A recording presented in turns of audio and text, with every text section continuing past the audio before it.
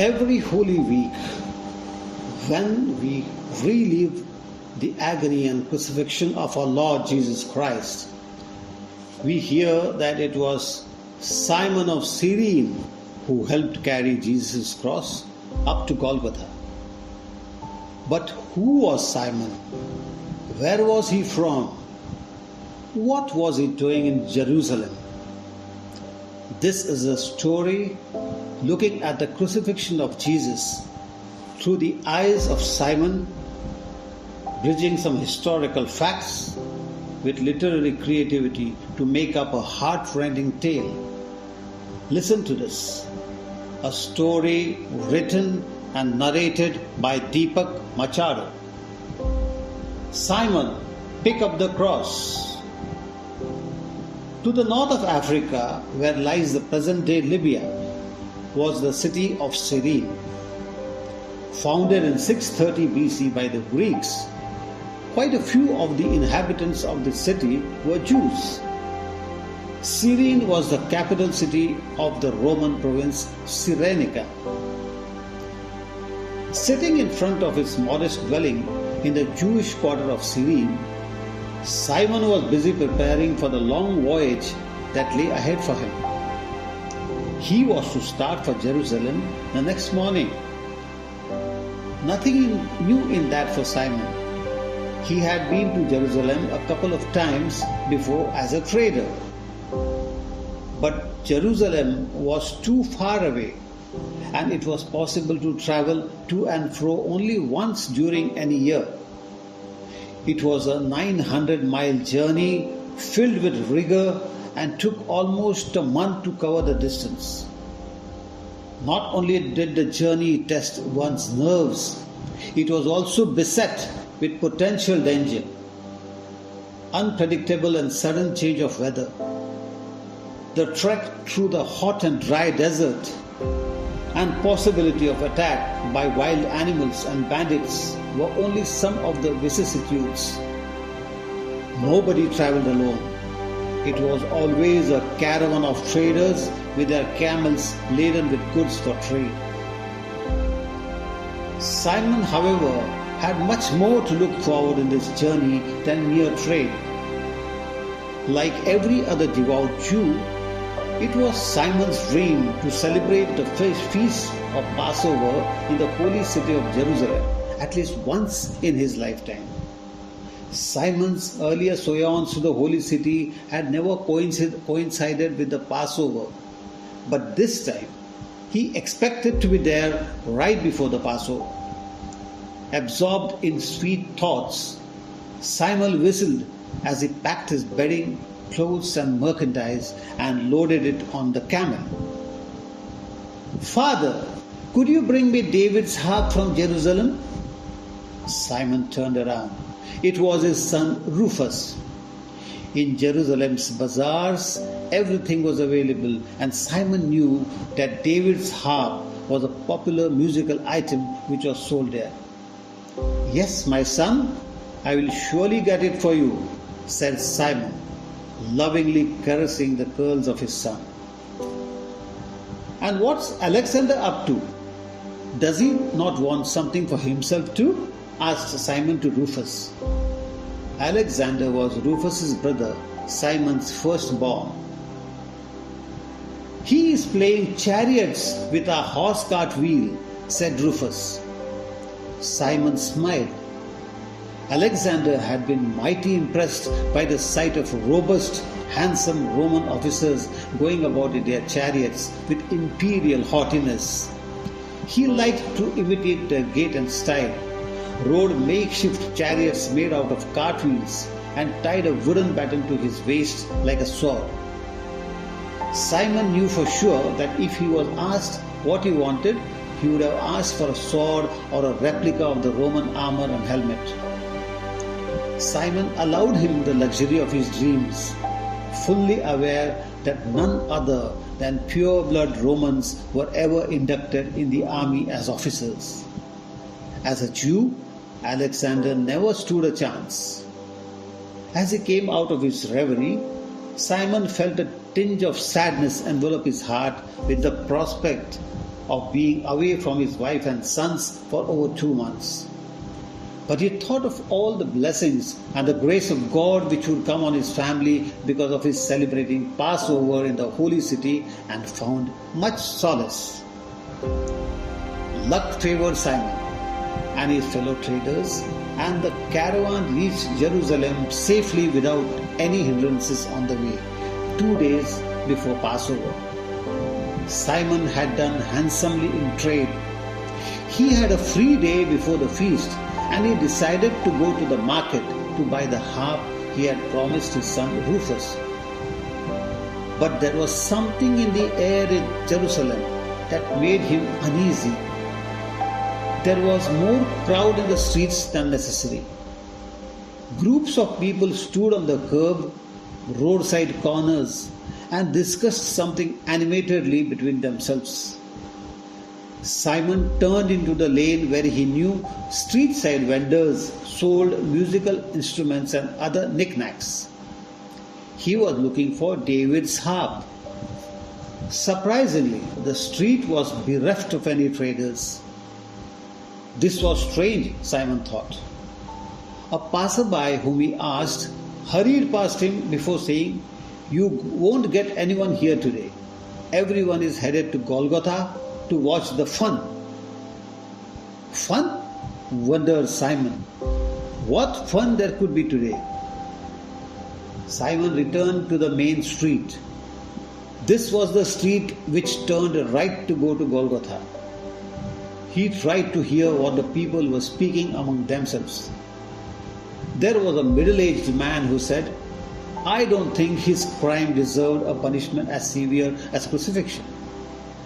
He was immediately countered by a young man who retorted, "He said he was God. Isn't that blasphemy?"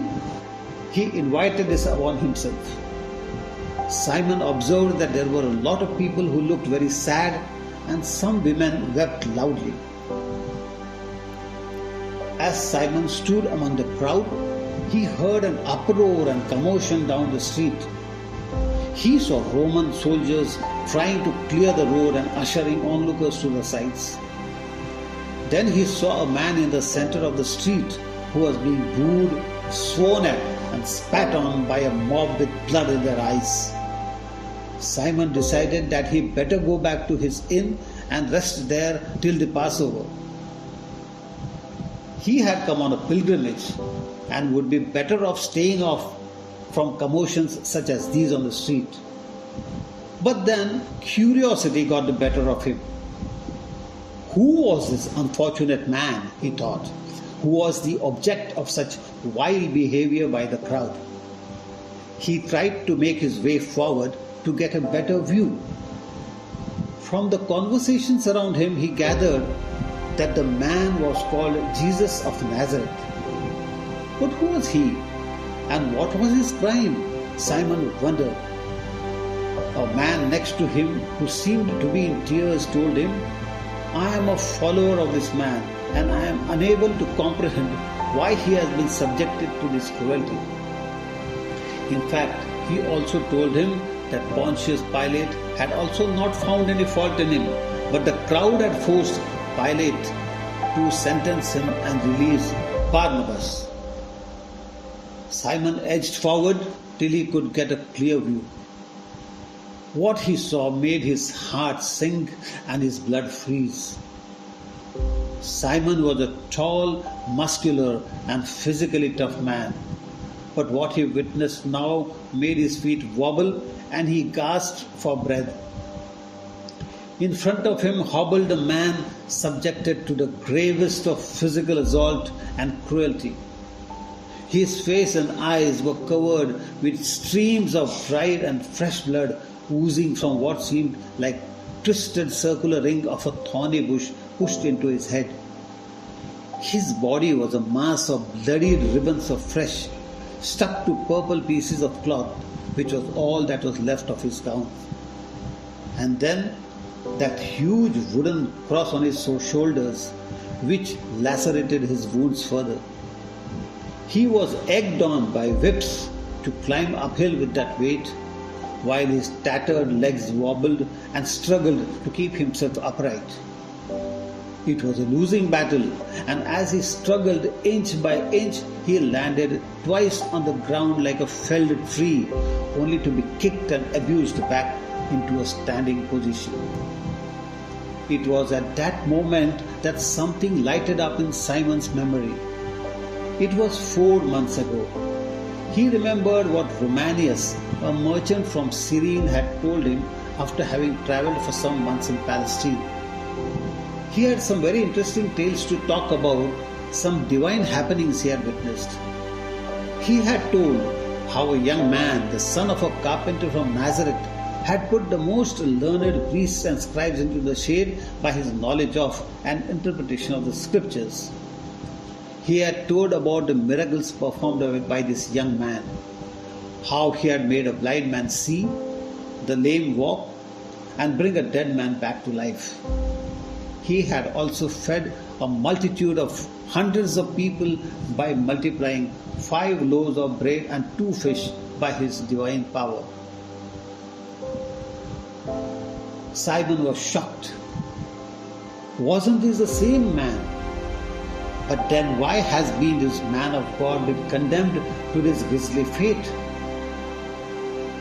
Jesus had fallen again in a tangled heap. The heavy cross lay on his head, pinning him to the ground. Despite all the abuses and kicks showered on him, he appeared to be too physically drained and exhausted to make it. Simon was close to 2 of the Roman soldiers and he overheard them talking. I don't think this man will be able to walk now. We need to crucify him before the Passover, or the Jews will create public unrest and we will have to answer to Caesar. I know, said the other, but who will carry this heavy cross for him till Golgotha? Hey you come here. An authoritative voice was heard somewhere near. As Simon turned to look, he saw that it was a Roman centurion Marcus. He was pointing towards Simon. Nonplussed, Simon looked around him. Again the sound was heard, and it was clearly directed at Simon. Hey, I want you. Come and pick up this cross and carry it for this man. No, said Simon. I cannot do this. Let me go. Before he could say more, 2 soldiers grabbed Simon and brought him into the middle of the road. Within him, Simon fumed and cursed the Roman centurion. Touching that cross or that man would have defiled him, and he would not be eligible for taking part in the Passover.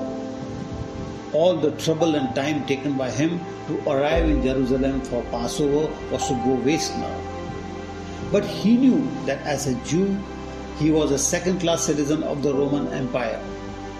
There was no way he could refuse the order of Caesar's legionary. He looked around to see if he could escape, but the crowd was too thick to make that possible. Resigning himself to his fate, he looked at the fallen man and his cross. His eyes met those of that bruised, tortured, flattened man under the weight of that cross. At that moment, something like lightning went through his nerves. It appeared that a circle of divine light had appeared between him and the man in front, which made it seem that he and the man were the only 2 people present there. In the eyes of that man, he saw everything that was divine. He saw mercy, he saw love, he saw forgiveness. He felt a spiritual invigoration envelop his body. He felt like a new man. Simon bent down. His strong muscular arms lifted the cross off the man's back. Then he gently helped him get up on his feet. Heaving the cross on his own shoulders, Simon started on his way to Calvary. Father, look, I am back. An aged Simon turned to see his son Rufus standing beside him. Rufus had been away for months. traveling far and wide with Paul to spread the good news. Simon was glad to see him after a long time. He vividly remembered that day in Jerusalem, after Jesus had read his last on the cross. Darkness had enveloped the city. The earth had shaken and fearful people had fled for their lives. Simon too returned to the inn shaken. His muscles ached with the strain of carrying that heavy cross up to Calvary. But witnessing the crucifixion and death of Jesus had drained him physically and emotionally. It was not long before he lapsed into a deep slumber, and then that dream. But it never felt like a dream. It was as if he had been awakened and made to listen to a voice from the heavens. "You are the blessed one, Simon," the voice had said. "Throughout the centuries, till the end of the world, whenever the passion and crucifixion of the Son of God will be spoken of, you will be remembered. Yours will be an eternal memory on earth, Simon." From that day onwards, Simon and his family had accepted Jesus, and his two sons, Rufus and Alexander, who are now adults, had made it their mission to spread the gospel throughout the world. It was Rufus again. "See, Father, I have brought something." A chord was struck, accompanied by the melodious voice of Rufus singing a psalm. He was playing David's harp. Simon too joined him as they both sang in concert to praise the Lord.